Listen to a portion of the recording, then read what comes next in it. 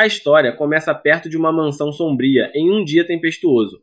Akira, o assassino silencioso, confronta outro assassino que também está atrás de seu alvo. Sentindo-se em desvantagem, o outro se recusa a desistir e alcança uma arma escondida em suas vestes. Ele avança e lança as lâminas contra Akira, que desvia delas com movimentos quase fantasmais. Em seguida, o inimigo investe com a espada e os dois trocam golpes rápidos e precisos. Durante o confronto, Akira desarma o oponente, fazendo sua espada voar pelos ares, mas o homem saca mais adagas e continua atacando. Akira desvia de cada arremesso até que o adversário usa uma última arma secreta. Para sua surpresa, Akira desaparece diante de seus olhos e reaparece atrás dele. O assassino tenta achar uma brecha, mas Akira bloqueia todos os golpes e o força para baixo. Ele tenta contra-atacar com um chute usando um sapato com lâmina, mas Akira prevê o movimento, fere seu braço e quebra sua perna, derrubando-o no chão. Sem alternativas, o oponente aceita a derrota e sua própria espada cai sobre ele, encerrando a luta. Em seguida, o assassino silencioso entra sorrateiramente na mansão e observa um homem dormindo. Ele hesita por um instante, mas ergue a espada decidido a cumprir sua missão. Antes de tudo isso, porém, Akira era apenas um estudante comum no Japão. Durante a vida escolar, algumas garotas chamam seu amigo Tsukasa para almoçar, mas ele recusa, dizendo ter trabalho do conselho estudantil. As meninas se impressionam com o quanto ele é dedicado como presidente. Em outra mesa, alguns alunos agradecem a uma garota chamada Shiori por ter ajudado com algo. Enquanto isso, Akira está lendo romances no celular quando um amigo se aproxima para conversar. O rapaz pergunta se ele gosta de Ice Sky, mas Akira responde friamente que aceita qualquer coisa de graça. O amigo dá um aceno e vai embora, pedindo que ele recomende mais histórias gratuitas se encontrar. Observando-o sair, algumas garotas comentam curiosas sobre com quem ele estava falando. Enquanto almoça, o próprio Akira se surpreende por alguém ter lhe dirigido a palavra, já que é praticamente invisível na escola. De repente, seu celular começa a falhar e uma estranha escuridão surge no teto da sala. A sombra se transforma em um círculo mágico que se espalha pelos pés dos alunos. Todos entram em pânico, enquanto o círculo os teletransporta para um enorme castelo. Confusos, eles tentam entender onde estão até que um sacerdote aparece e anuncia que o rei irá receber eles. Assim que o homem se afasta, os estudantes veem um rei e uma princesa diante deles e se perguntam quem são. O rei então explica que os convocou de outro planeta para o mundo de Morgan. Ele revela que estão no Império Redis do continente humano, atualmente invadido por demônios. O rei afirma que, como guerreiros de outro mundo, eles têm o poder de derrotar o Lorde Demônio, e todos se animam com a ideia de uma grande jornada. Porém, o sacerdote informa que apenas um deles pode ser o herói lendário, e pede que testem suas habilidades. Um garoto coloca a mão em uma esfera mágica, mas descobre que não é o escolhido. O sacerdote o tranquiliza, dizendo que ainda assim será um soldado poderoso. Em seguida, uma garota chamada Yuki descobre que é uma maga de dispersão, e Tomoya aprende que é um cavaleiro. Depois que Shiori descobre ser uma curandeira, o sacerdote explica que todos podem ver seu status mesmo sem tocar a esfera. Os alunos começam a verificar suas habilidades e Nanise pergunta a Akira qual é a dele. Ele revela que é um assassino, mas se confunde ao ver que seus atributos são absurdamente altos. Logo depois, Tsukasa coloca a mão na esfera e exibe seu potencial como herói, recebendo elogios do sacerdote e aplausos de todos os colegas. Akira, no entanto, se questiona como Tsukasa pôde ser reconhecido como herói com estatísticas tão baixas, enquanto as dele são muito superiores. Quando Nanise insiste para que ele mostre seus próprios dados, Akira permanece em silêncio, desconfiado do rei e da história dos demônios. Ele decide manter sua classe poderosa em segredo e usa um feitiço para ocultar sua presença. Nanise, percebendo seu desaparecimento, acha que ele foi embora e o deixa em paz. Quando todos terminam os testes, o sacerdote informa que preparará equipamentos especiais e pede que descansem em seus quartos. Aliviado por não ter sido descoberto, Akira segue os outros alunos sem ser notado. Enquanto caminha, ele percebe uma câmera no corredor e entende que o rei está monitorando os estudantes, o que confirma sua desconfiança. O que Akira não percebe é que um cavaleiro o observa nas sombras. Mais tarde à noite, ele encontra um depósito abandonado e decide dormir ali. Depois de descansar, resolve explorar o castelo em busca de informações e observa a paisagem estranha da cidade. Fica maravilhado ao perceber que realmente está em outro mundo. Saltando pelas torres, descobre que seus poderes são sobre-humanos. Então, ele ouve vozes em uma sala próxima e se esconde para espiar. Escuta a princesa dizendo ao rei que os estudantes são apenas crianças ingênuas com classes especiais. O rei, confiante, ordena que ela inicie o plano, e ela sai da sala.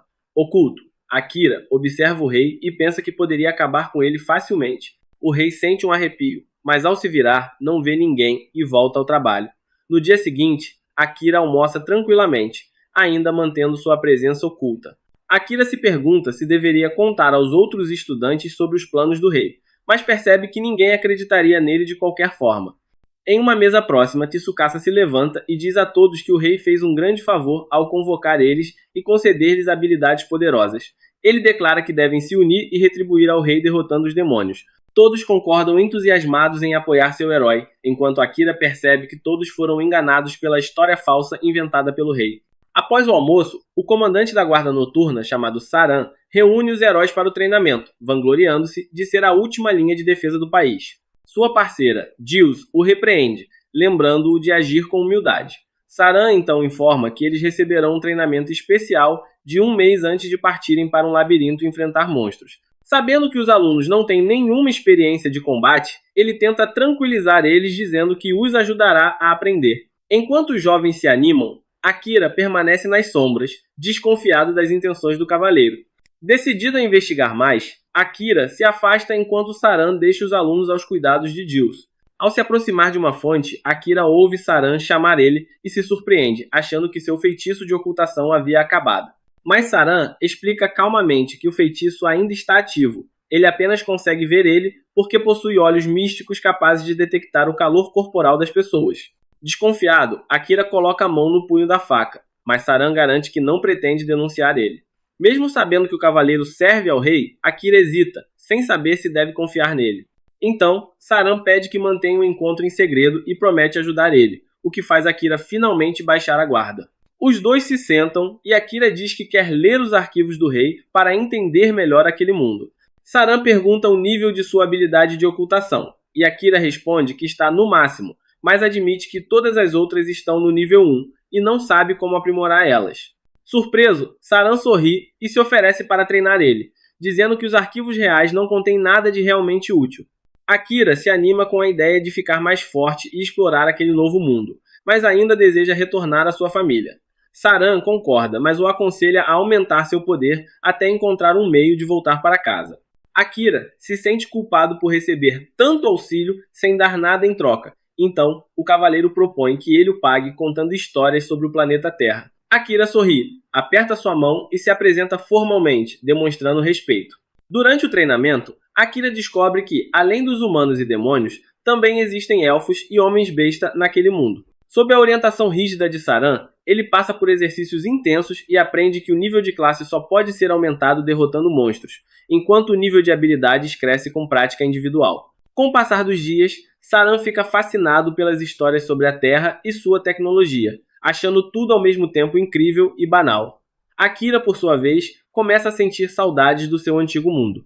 Mais tarde, Saran conversa com Jules, que pergunta por que ele passa tanto tempo com Akira.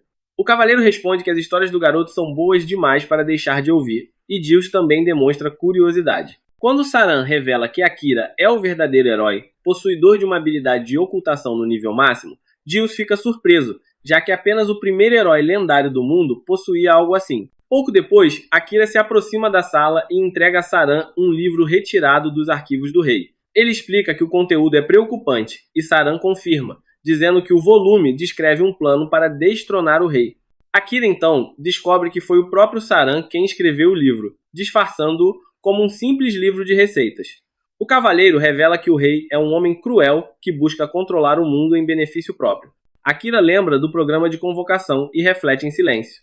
Saran explica que muitos cavaleiros reais têm seus próprios conflitos com o rei e que pretendem tirar ele do poder sem recorrer à violência. Impressionado, Akira comenta que como assassino poderia eliminar o rei facilmente sem ser notado, mas confessa que hesitou em fazer isso no primeiro dia.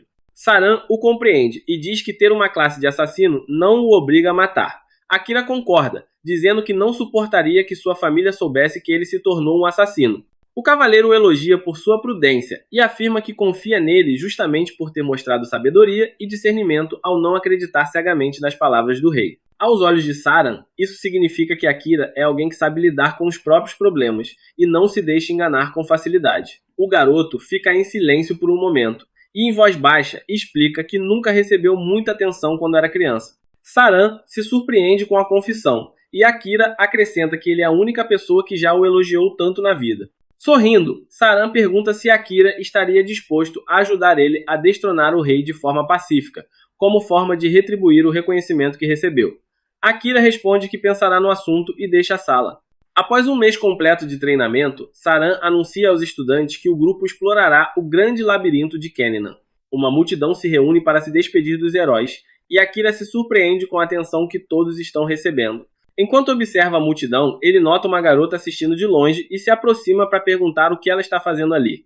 A garota, irritada, diz que seu povo fez grandes sacrifícios para convocar os heróis, e ele não deveria agir como se não soubesse de nada. Confuso, Akira explica que desconhece os detalhes, então ela responde que se encontrarão novamente quando ele souber a verdade. Logo depois, os heróis entram no labirinto e iniciam uma intensa batalha contra monstros. Um dos estudantes, acidentalmente, ativa uma armadilha, que atrai ogros gigantes. Akira elimina um deles e pergunta a Saran se devem recuar, e o cavaleiro concorda, dizendo que abrirá caminho para os alunos. Saran então usa uma poderosa magia de espada divina e destrói todos os monstros à frente. No entanto, quando o grupo atravessa o portão, encontram ainda mais criaturas bloqueando a saída.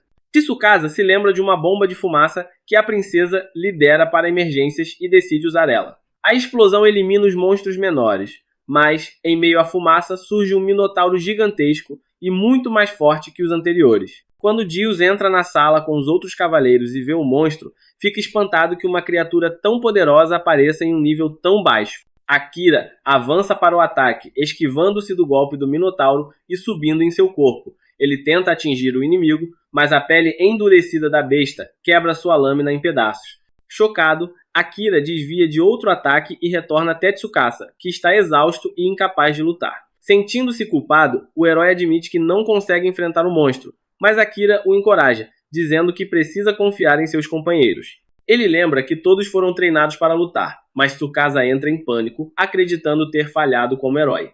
Akira percebe algo estranho e pede à maga de dispersão que examine Tsukasa.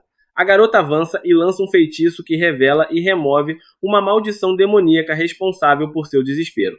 Com o herói recuperado, Akira se posiciona ao lado de Saran e pergunta se pode usar uma técnica específica. Saran assente e invoca um relâmpago que atordou o Minotauro diante dos estudantes atônitos. Aproveitando a brecha, Akira se move como uma sombra e surge atrás do monstro, preparando-se para liberar sua magia sombria suprema. Akira então utiliza seu poder, que é a magia das sombras, para derrotar um monstro gigantesco.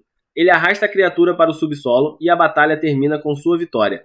Em seguida, Saran se aproxima e elogia seu esforço, reconhecendo que ele está exausto, mas que se saiu muito bem. Ele agradece a Akira pela ajuda, dizendo que todos sobreviveram graças a ele. Akira responde que, na verdade, foi Saran quem o ajudou a controlar sua magia quando ela quase saiu do controle durante o treinamento. Saran comenta que nunca tinha ouvido falar de uma habilidade adicional de magia das sombras, um poder extremamente forte, porém difícil de controlar e que consome muito do usuário. Por isso, ele o alerta a só usar ela em situações realmente necessárias. Apesar disso, Saran revela que trouxe algo importante para Akira, uma espada chamada Katana, forjada pelo primeiro herói. Akira fica surpreso que ele tenha lhe dado a arma em vez do herói atual. Saran explica que o herói já possui sua própria espada sagrada e que, além disso, o rei perceberia se ele andasse com uma arma tão incomum. Akira então pergunta por que isso seria um problema, e Saran confessa que roubou a espada do arsenal real. Mesmo assim, Akira aceita o presente e agradece, perguntando o nome da lâmina. Saran diz que o nome está gravado próximo ao punho, mas ele não sabe o que significa. Quando Akira observa, vê as palavras Yato no Kami escritas, que significam Espada do Cavaleiro Celestial. Ele também encontra uma mensagem deixada pelo antigo dono, dizendo que esperava que a espada encontrasse seu sucessor e o guiasse em tempos de aflição. Akira fica animado com a ideia de um dia conhecer esse guerreiro lendário. Saran comenta que também gostaria de ter conhecido o herói, mas a maldição que o aflige é poderosa demais e resiste à intervenção de qualquer herói. Ele admite saber quem está por trás dela, mas não pode fazer nada. A cena muda para a princesa, que realiza um ritual misterioso, Akira surge e golpeia o cristal diante dela, deixando-a chocada. Ela pergunta quem ele é, e ele responde que seu ato serve para remover a maldição que atormenta o herói. A princesa, irritada, quer saber como ele entrou em seus aposentos sem permissão. Akira retruca que damas não deveriam usar maldições para controlar os outros e a chama de bruxa. Questiona suas motivações, e ela responde friamente que faz tudo por sua majestade. Akira insiste em saber por que segue cegamente as ordens do rei, mas ela repete a mesma frase, como se fosse um fantoche sem vontade própria.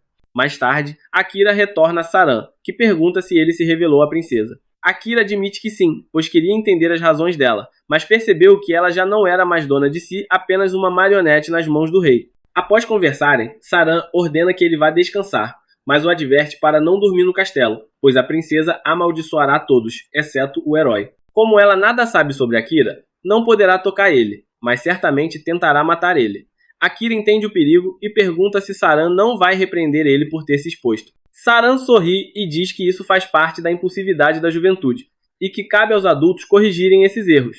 Akira se alegra e diz que gostaria que houvesse mais adultos como ele em seu mundo. Saran, brincando, pede que o leve junto quando retornar ao seu lar, pois gostaria de explorar ele. Na manhã seguinte, Akira acorda com uma sensação estranha e se aproxima do castelo para investigar. Lá, Sakasa o encontra e, surpreso, pergunta onde ele estava, supondo que a maldição tenha sido quebrada. Akira responde que apenas estava dormindo e pergunta o que aconteceu. Sakasa, com tristeza, informa que o comandante Saran foi morto. Desesperado, Akira corre até o corpo do amigo e chora por ele. Um dos aprendizes diz que a adaga usada no assassinato era de Akira, acusando-o de ser o principal suspeito por desaparecer constantemente. Os soldados o acusam de assassinato, mas Sakasa tenta acalmar eles, dizendo que não podem condenar ele apenas por coincidências. Nesse instante, o rei chega e o acusa formalmente de ter cometido um grande pecado ao matar o comandante dos cavaleiros, declarando que ele deve enfrentar a justiça e a morte. Antes que o capturem, Akira utiliza sua magia de invisibilidade e desaparece diante de todos, deixando-os atônitos. Ele foge e se encontra com Gil, que revela que o comandante foi morto pelos assassinos pessoais do rei, conhecidos como os Corvos da Noite, liderados por Gerban Alel, e que Akira também é alvo deles. Gil conta que Saran deixou suprimentos em seu quarto e aconselha-o a fugir imediatamente. Akira pega os itens e escapa para longe. Enquanto isso, o rei conversa com a princesa, dizendo que duvida que Saran tenha morrido tão facilmente, especialmente porque ele havia amaldiçoado todos, exceto o herói. A princesa responde que agora só precisam de um pretexto para declarar guerra ao leste, mas que o rei precisará usar certas crianças como peões e que Akira logo morrerá em alguma trincheira. O rei ordena que ela envie os Corvos da Noite para caçar ele, e ela obedece. Na manhã seguinte, Akira lê uma mensagem deixada por Saran. Nela, o comandante diz que, se Akira precisar se esconder, o melhor lugar é em um dos calabouços de Sarabi, mas que deve lembrar-se de que o suprimento de água é limitado. Também acrescenta que, se Akira deseja aumentar seu nível de classe, o segredo está justamente nesses calabouços. Quanto mais fundo ele for, mais fortes serão os inimigos que enfrentará. Akira se recorda de uma conversa em que perguntou por que ninguém explorava esses lugares, e Saran explicou que eram extremamente perigosos, pois até mesmo ocultar a presença era inútil contra monstros com sentidos de olfato e audição aguçados. No entanto, se ele aprimorasse sua habilidade de assassinato, poderia ocultar seu cheiro, passos e até mesmo sua assinatura térmica. Determinado, Akira entra em um dos calabouços e derrota inúmeros monstros. Lembra-se então das palavras do comandante.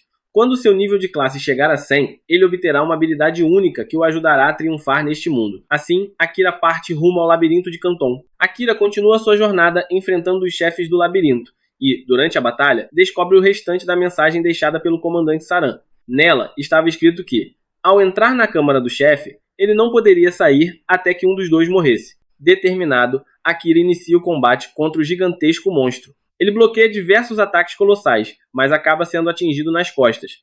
Mesmo ferido, grita que não morrerá ali, que precisa continuar lutando. Reunindo toda a sua força, Akira canaliza sua magia das sombras e, com um golpe devastador, despedaça o monstro, vencendo a luta, mas ficando gravemente ferido, precisando recorrer à sua reserva de energia mágica de emergência. Enquanto isso, no palácio, um jovem conversa com Tsukasa, dizendo que receberam ordens para ir imediatamente ao setor do Rei Demônio, embora ainda estejam abalados pela morte do comandante Saran.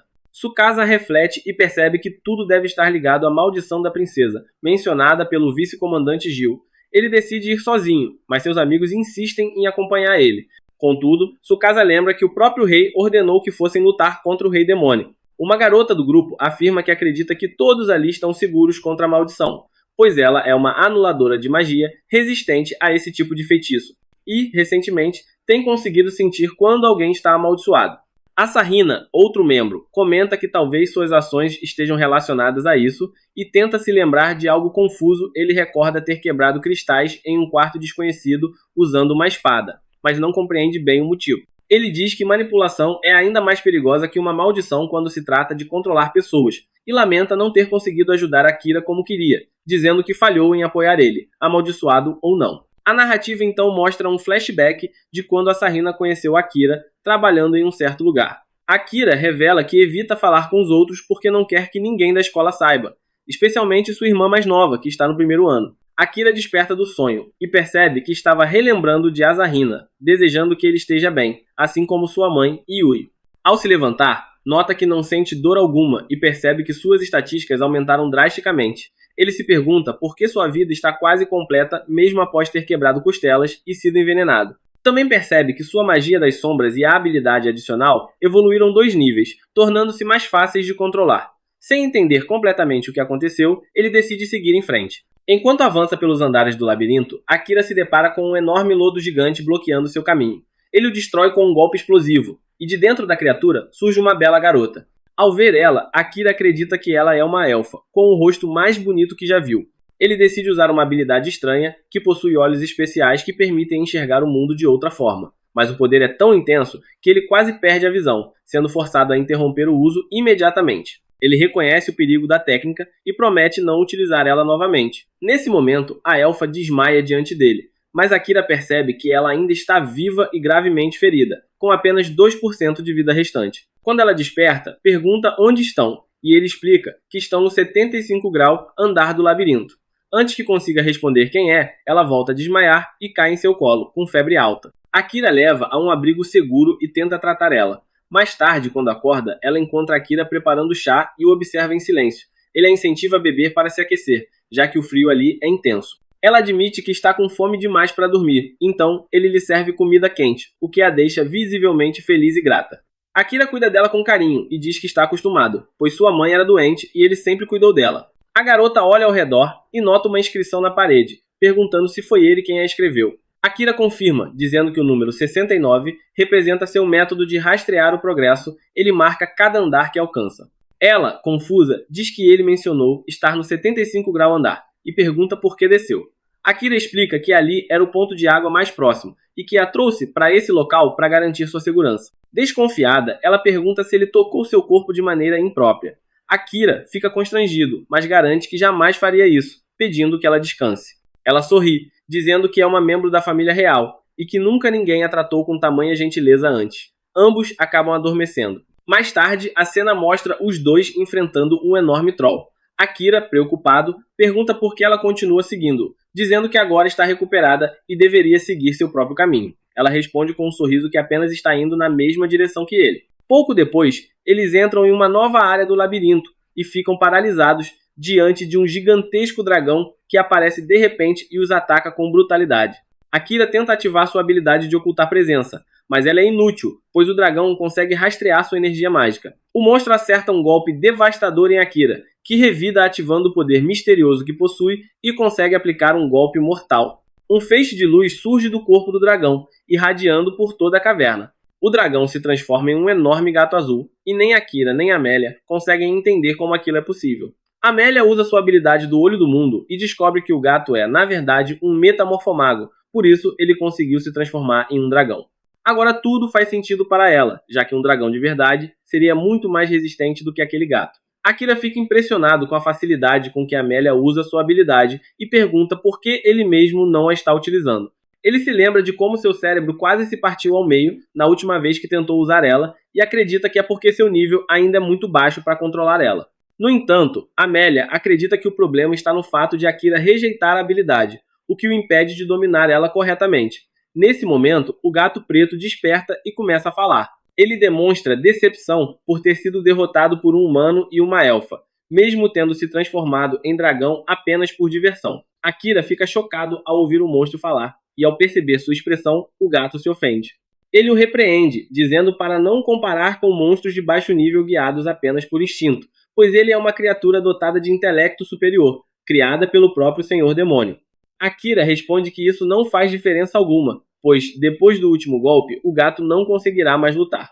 O gato preto diz não se importar em morrer, mas afirma que antes tem uma mensagem para entregar a Akira. Ele se ergue, emanando uma aura ameaçadora, e declara que o Senhor Demônio o aguarda em seu castelo, localizado no coração do continente demoníaco, em meio aos vulcões. Essa revelação deixa Akira desconfiado, e ele pergunta como o Senhor Demônio sabe de sua existência e por que quer que ele vá até seu castelo. O gato responde que o Senhor Demônio é uma entidade muito além de sua compreensão, portanto, não pode revelar mais nada. Em seguida, deita-se no chão e pede que Akira o mate, mas ele recusa. O gato insiste para que pare de fingir ser nobre, afirmando que os humanos consideram todos os demônios e monstros inimigos, portanto, seria natural que o matasse. Akira discorda, dizendo que seu verdadeiro inimigo é o rei, e não acredita que os demônios sejam seus oponentes naturais. Amélia, então, lembra-o de que a porta da sala do chefe só se abrirá se o chefe morrer ou se eles forem mortos por ele.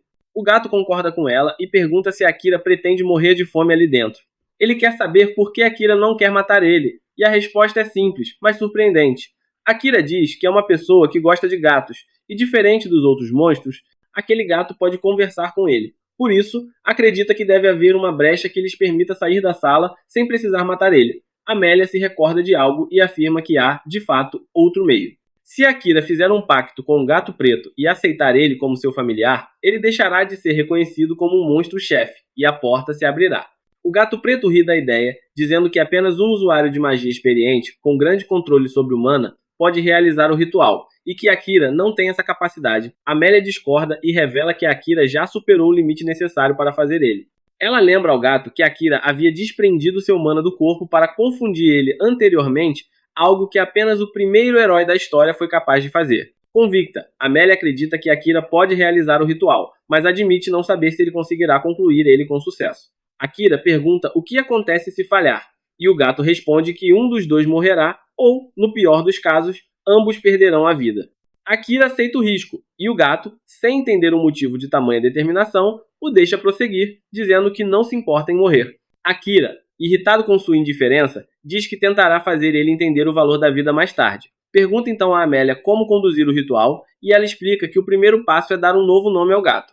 Akira o batiza de Night, noite, inspirado em seu pelo escuro, que lembra o céu noturno. O gato não reage, então Akira passa ao passo seguinte: canalizar seu mana na pata do gato.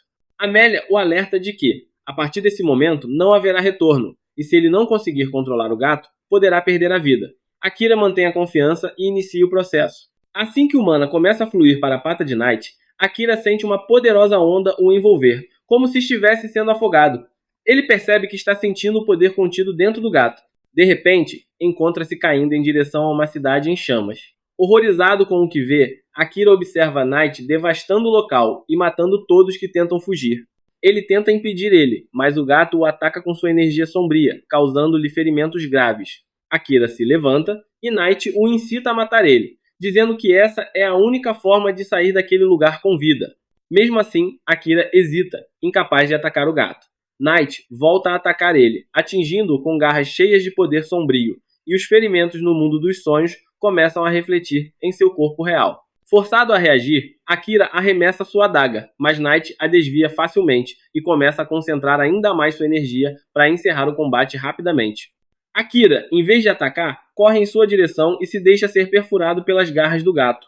Night fica atônito com o gesto e pergunta o que ele está tentando fazer. Akira responde que não quer matar ele e que sabe que Night também não deseja matar ninguém. Night responde que, apesar de ser inteligente, ele continua sendo um monstro e seu instinto o obriga a matar qualquer um que cruze seu caminho. Akira percebe que Night está cansado de matar e diz que ele não precisa mais lutar contra esse instinto sozinho. Ele segura suas garras e promete cuidar dele, garantindo que nunca mais precisará fazer algo assim novamente. Lentamente, o mundo dos sonhos começa a desaparecer, e à medida que Night passa a confiar nele, seu corpo se transforma no de um gato de tamanho normal. Ele encontra conforto nos braços de Akira, enquanto o sol nasce no mundo dos sonhos, refletindo a paz que agora sente ao lado de seu novo mestre. Quando Akira desperta, percebe que o ritual de pacto funcionou e toca Night para confirmar. uma marca dourada surge no dorso de sua mão, e o símbolo vermelho na testa do gato torna-se dourado também. Amélia explica que essa é a marca do pacto bem-sucedido agora. A alma de Akira está ligada à de Night. O gato acorda e comenta que está curioso para ver até onde seu novo mestre conseguirá chegar. Em seguida, ele o aceita formalmente como seu dono e jura lealdade eterna. Amélia se apresenta e Night responde que, por ser companheira de seu mestre, ela também tem o respeito dele. Nesse momento, um círculo mágico aparece no chão, sinalizando que o chefe foi derrotado. Mesmo assim, Akira parece distraído, imerso em pensamentos. Ele diz que gostaria de seguir para o próximo andar logo, mas Night está ferido. O gato o tranquiliza, dizendo que a porta permanecerá aberta até que decidam usar ela. Portanto, não há necessidade de pressa. Ele decide descansar e se recuperar, e Amélia sugere que aproveitem esse tempo para se conhecerem melhor. Night concorda imediatamente, e Akira fica surpreso com a rapidez com que sua personalidade mudou. Enquanto isso, Soto e seu grupo chegam a um país fundado por um herói que também foi convocado da Terra, assim como eles. Todos ficam boquiabertos ao perceber que o lugar se parece exatamente com o Japão histórico. Cada construção, rua e vestimenta os faz sentir uma estranha nostalgia. Relaxam por um tempo antes de discutir o que farão a seguir. Soto diz que a primeira preocupação deve ser o dinheiro, pois estão a um mês de ficarem completamente falidos e sem abrigo. Um dos rapazes sugere tornarem-se aventureiros, afirmando que esse é o trabalho ideal para pessoas como eles, e Soto concorda. Em seguida, ele muda o foco para a coleta de informações, sugerindo que encontrem alguém experiente neste mundo ou busquem livros que contenham conhecimento útil. Um dos garotos suspira, dizendo esperar que exista algum livro que ensine como voltar à Terra. Contudo, Soto acredita que derrotar o Senhor Demônio é a única forma possível de retornarem. Ele supõe que apenas o rei e a princesa sabem como enviar eles de volta, e apesar de serem corruptos e cruéis, o grupo precisará conquistar sua confiança ao derrotar o Senhor Demônio. Ele declara que assim que tiverem recursos e informações suficientes, seguirão rumo ao continente demoníaco, mas Azahi discorda. Ele acredita que devem se reagrupar com Akira antes de irem. Alguns membros concordam com Azahi, enquanto outros ainda o consideram o assassino do comandante Sarin. O grupo começa a discutir até que as garotas intervêm, pedindo que Soto, como líder, tome a decisão final. Ele admite concordar com Azahi e acredita que Akira já é mais forte que todos eles, mas duvida que consigam trabalhar juntos. Diz que Akira evita se envolver com outras pessoas e que, mesmo tendo sido seu colega desde o jardim de infância, ele nunca pareceu reconhecer ele. A revelação surpreende o grupo, e até Azahi admite que Akira nunca foi alguém que gostasse de atuar em equipe. Soto então menciona que, segundo as lendas, apenas a espada sagrada empunhada pelo herói pode derrotar o Senhor Demônio. Por isso, ele precisa ficar forte o suficiente para cumprir seu dever. Mesmo que encontrem Akira, ele acredita que o herói só se juntará a eles se forem dignos. Assim, decide permanecer naquele país e treinar até que Akira reapareça. Enquanto isso, Amélia conta a Akira e Night sobre seu passado. Ela revela que foi expulsa de seu reino pela própria irmã, que enviou soldados para caçar ela e matar ela. Cercada perto de um penhasco, Amélia usou sua magia de gravidade para se lançar no rio abaixo, sendo levada pela correnteza e escapando por pouco. No entanto, estava ferida e exausta, e um slime negro aproveitou sua fraqueza para engolir ela completamente.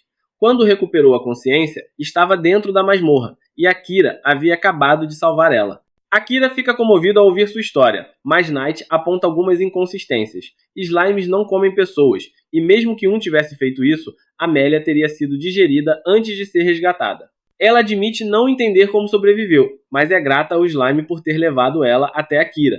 Ele então aconselha a voltar e tentar se reconciliar com sua irmã, mas Amélia já perdeu a esperança. Diz que não conseguiria encarar ela novamente, e Akira a incentiva, afirmando que, por serem família, tudo acabará dando certo. Ele comenta que também tem uma irmã irritante e intrometida, mas que ama profundamente. Amélia e Night perguntam se ele deseja voltar ao seu mundo para rever ela, e Akira confirma, mas diz que antes precisa cumprir outra promessa. Ele começa a falar sobre Sarin, o homem que lhe ensinou a sobreviver naquele mundo, e sente o sangue ferver ao lembrar de sua morte. Tomado pela raiva, jura matar o rei e a princesa que o mandaram assassinar. O instinto assassino de Akira faz Amélia e Night estremecerem de medo. Amélia grita seu nome, tirando-o do transe. Quando ele finalmente se acalma, ambos revelam que também conheciam Sarin, ele era um famoso comandante da cavalaria. Akira percebe que o clima ficou pesado demais. Então, tentando aliviar a tensão, tira uma luva do bolso. Instintivamente, Night se lança para agarrar ela, guiado por seus reflexos felinos, e o ar volta a se encher de uma leveza momentânea. Akira fica feliz ao ver que o truque que usava com os gatos de rua perto de sua casa também funciona com um gato monstro. Amélia, curiosa, quer tentar também. Pouco depois, Akira e Amélia começam a fazer carinho em Night, aproveitando a maciez e o calor de seu pelo. Night pede que Akira leve as coisas mais a sério, lembrando que suas almas estão ligadas e se um deles morrer, o outro também morrerá. Akira já sabe disso, mas está apenas feliz por ter um gato como familiar, já que sempre gostou de felinos.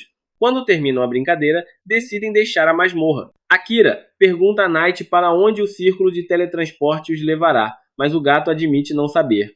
Ele explica que apenas alguns demônios ainda dominam a arte de criar círculos mágicos, e Akira decide encontrar eles e fazer eles trabalhar para ele quando chegar ao continente demoníaco. De repente, Amélia se lembra de uma lenda sobre círculos mágicos azul claros que transportam as pessoas para o lugar que mais desejam. Ela explica que quando várias pessoas entram no círculo, ele reage apenas ao desejo de uma delas.